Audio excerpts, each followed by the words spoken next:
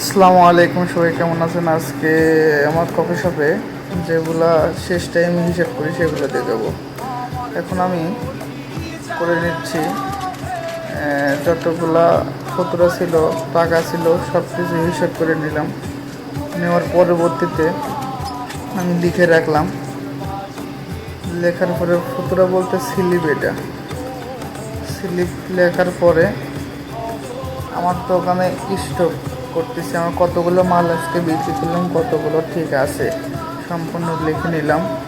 লিখে নেওয়ার পরে এই কাপগুলো প্রত্যেকটা দোকানে একটা কাপ কম হইলেও আমাদের টাকা দিতে হবে জরিমানা, আর বেশি হলেও জরিমানা দিতে হবে। ঠিক সমান সমান হতে হবে। তো সুন্দরভাবে যথেষ্ট পরিমাণ চেষ্টা করার পরে একবার ভুল করলে দ্বিতীয়বার স্টক করলে সমস্যা হয় না। এইভাবে তারপরেও চেষ্টা করি একটু ভালোভাবে করার জন্যে।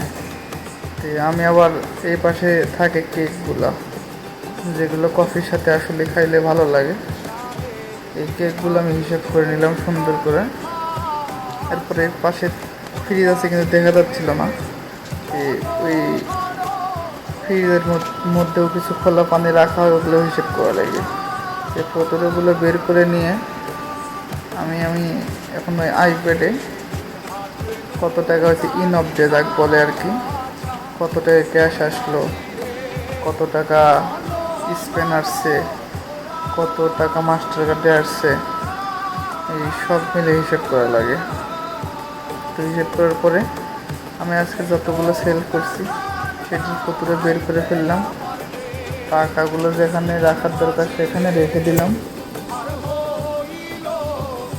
এরপরে গ্রুপে ছবি পাঠানো লাগে।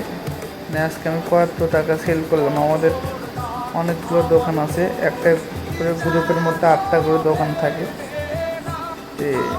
গ্রুপে পাঠাইলে কার দোকানে কত টাকা সেল হয়েছে সেটা আবার বস তুলে নেবে।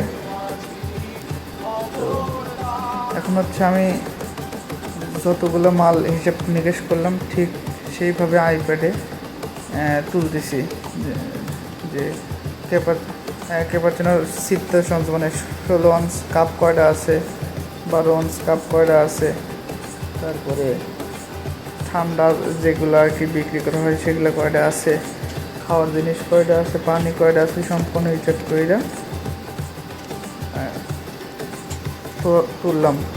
তুললে স্টক অ্যাডজাস্টমেন্ট হয়ে গেল। হয়ে যাওয়ার পরে অন্য একটা লোক আসবে, আমার পরবর্তী যাই ডিউটি করবে, তাই একটু পরে মনে হয় আসবে।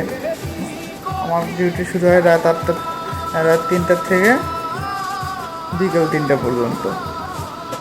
এই ছিল আজকের সেল, খুবই কম ছিল, শুক্রবার ছিল তাই। তো সবাই ভালো থাকবেন, সুস্থ থাকবেন।